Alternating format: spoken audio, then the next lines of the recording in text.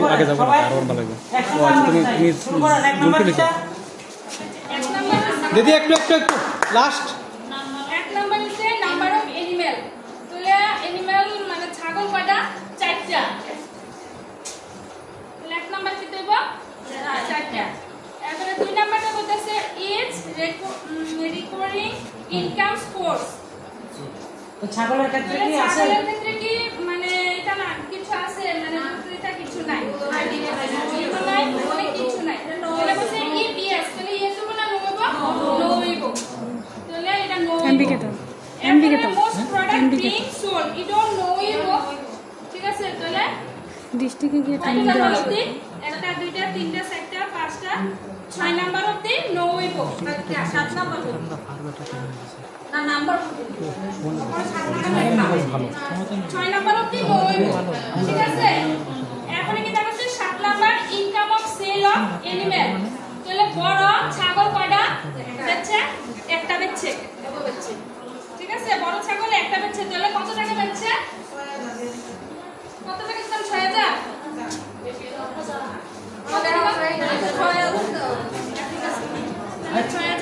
আচ্ছা দিদি মাঝখানে একটু এই দুই নাম্বারটা নেওয়ার পরে সূত্রই তো অ্যাপ্লাই করছেন সবাই না? নো লেখলে 4টা করণ লাগতো না?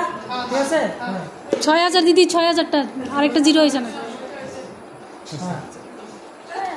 এরপরে 8 নাম্বারটা কেউ কম ইনকাম ফ্রম আদার প্রোডাক্ট। তাহলে দিতামে ছাগলের তো আদার কোনো নাই। ঠিক আছে তাহলে নাই মানে কি দেব না? জিরো এরপরে বলছে income from sale of offspring animal.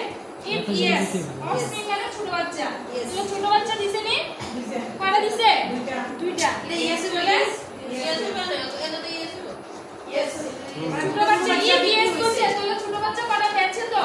তাহলে কি দেব? ইয়েস।